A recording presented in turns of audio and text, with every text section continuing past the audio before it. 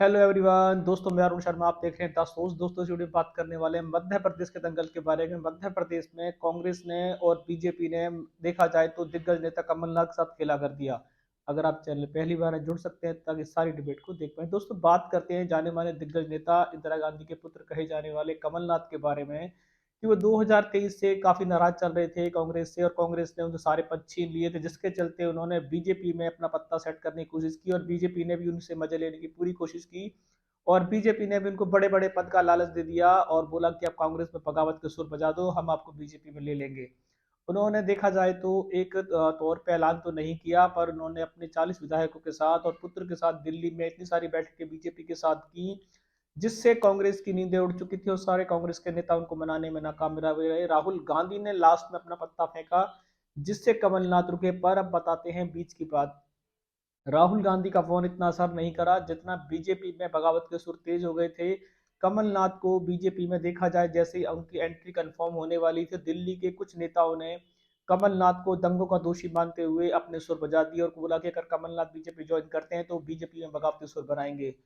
Election को देखते हुए 2024 में माहौल ना खराब हो जाए, इसको देखते हुए बीजेपी ने अपने नेताओं को रूठना अच्छा नहीं समझा और उन्होंने कमल जैसे दिग्गज नेता को अपनी पार्टी में लेने से लिए साफ मना कर दिया और उन्होंने कुछ ऐसी बातें कही जिससे कमलनाथ का मन खट्टा हो गया। बीचों बीच वो बीच में फंस गए। इधर कांग्रेस से वो बगावत के सुर बजा चुके थे, किसी का फोन नहीं उठा रहे थे। कमलनाथ को दिग्विजय सिंह ने मनाने की कोशिश की, जीतू पटवारी ने मनाने की कोशिश की, पर वो शायद किसी के फोन को तवज्जो नहीं दे रहे थे और उनके हाथ खटाई में पड़ गए। कमलनाथ ने साफ कहा कि कोई किसी पार्टी में जा सकता है और कोई किसी का गुलाम नहीं है, पर बीजेपी ने उनके साथ उनकी जितनी भी बगावती वाली बातें थी उनको तकरीर करा दी। कमलनाथ जैसा दिग्गज नेता, इतना बड़ा शातिर नेता, कैसे बीजेपी की बातों में आ गया और कैसे कमलनाथ ने इतनी पुरानी कांग्रेस को छोड़ने के लिए जो अपने बगावत तेवर दिखाए वो फंस गए। इससे देखा जाए तो कांग्रेस में भी उनका जो हाई कमान जैसा पद था उसमें काफी सारी गरिमा में धब्बा लग गया। अब उनको कांग्रेस भी जिस तजब वो देना चाहती थी वो तजब वो शायद कांग्रेस में नहीं रहेगी और बीजेपी ने तो अपना पत्ता झाड़ दिया, साफ कह दिया कि कमलनाथ को बीजेपी में नहीं ले पाएंगे।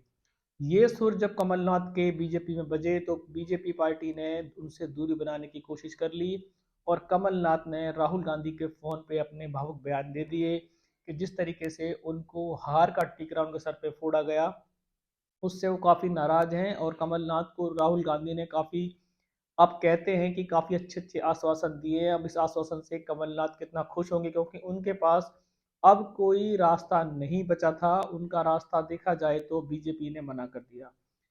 अगर कांग्रेस में भी अब वो नहीं जाते तो उनके लड़के का भविष्य दांव पे लगा हुआ था। नकुल नाथ को देखा जाए तो राजी और गैर राजी अब छिंदवाड़ा की सीट से लड़ना होगा।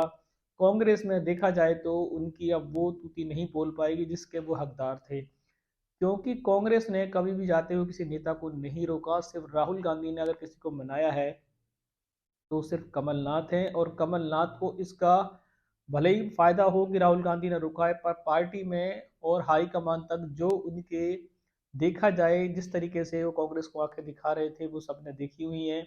और बीजेपी ने जो उनके साथ खेला किया, ये खेला कमलनाथ जैसे नेता को नहीं मिलना चाहिए था।